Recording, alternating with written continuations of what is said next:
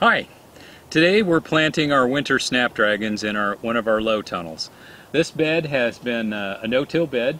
We worked it up with a broad fork and we applied basalt mineral rock with some cottonseed and about a half to 3/4 inch of compost and wetted it down good, raked it in a couple days ago. And then the step we did after we smoothed out the bed was to lay out the actual grid on how we're going to plant our snapdragons. We plant our winter snapdragons quite intensely. We try to use what's called a hexagonal pattern, and so basically they're on a 9-inch spacing with an extra plant in between. So let me just give you an example on how this works. This is a guide we just quick and dirty made using some drip tape. We put the hole in the drip tape and then used it as a spacer every 9 inches. So on this fence rod we can have 9-inch spacing for individual plants. When we lay it down on the ground, what you can notice is that each of the drip tapes correspond to a 9-inch spacing. Our first step is we lay out our drip tapes on the side of the bed to give us a guide as to how far we can go on either side so we can keep it in between the rails, so to speak. You see our cat's helping direct today. And so then what we do is we lay down this 9-inch spacing all the way down one side, and then we'll come back to get the spacing going across by using the same technique. So as an example, we're going to lay down a grid of 4 across all the way down. And you can see the drip tape corresponds to the marker. Then we use this high-tech dibbler, which is just a piece of PVC that we cut to a 45-degree angle. We simply put it in the ground and kind of make a mark. So that's all we're doing, is just making a mark in the ground where the plants are going to be set. We'll do this all the way down, and when we finish with that, what we'll have is a nice box pattern, 4 across, and each plant, each dibble will be 9 inches apart.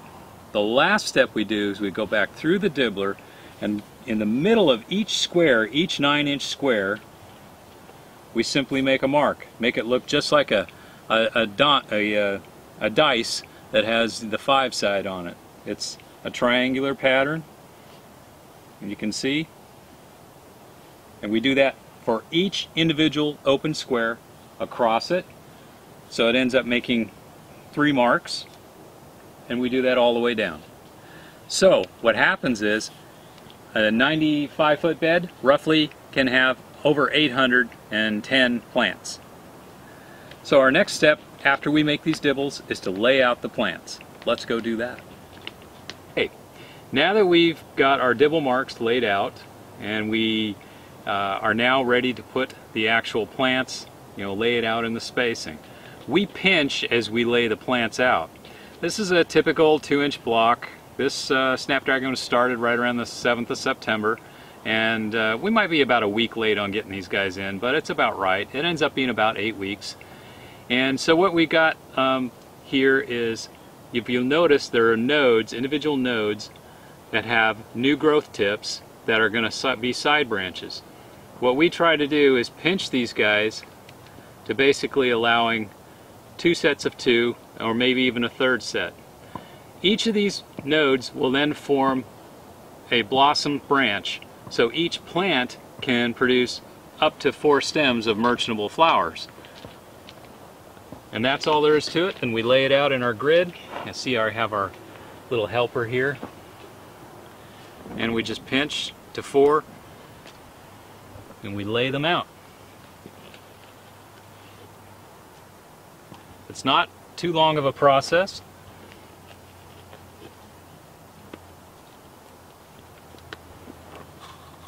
And we do that in just across the row.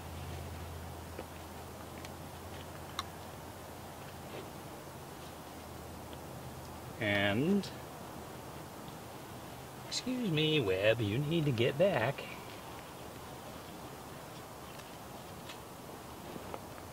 And there they go. They're laid out. The last step is we'll actually dig them in with our Zenport Hori knife, which, let's go do that. Well, we've laid out our plants, and now we're ready to actually put them in the ground. And one of the things with this hexagonal pattern is when you approach it from the side of the bed, if you look at a diagonal, you have essentially 7 plants going across on a diagonal. So what we tend to do is we plant to the diagonal when we're actually putting them in the ground. That way dirt that we move aside doesn't disturb the spacing on the other plants. So we start at the far end and we work one side of the bed, and we make sure we plant them up to the first leaves. So we try to get our blocks in as deep as we can. Press them in. And we'll plant approximately 4 on this side, and then the remaining 3, once we get through the bed, we'll come back around the other side and plant the other side back up to the front. And then the last step we'll do is, after we have all of the plants in the ground, is we'll water them in real good. Then we'll put our drip tapes down. And you may notice these stakes, we have metal hoops that go over the top, and to the metal hoops we'll stretch our Hortonova netting at approximately this height, and this bed will be ready to go. The only other thing left during the growing season of the winter time would be to occasionally use a fish fertilizer, such as a fish emulsion or even a sea kelp extract with it as well.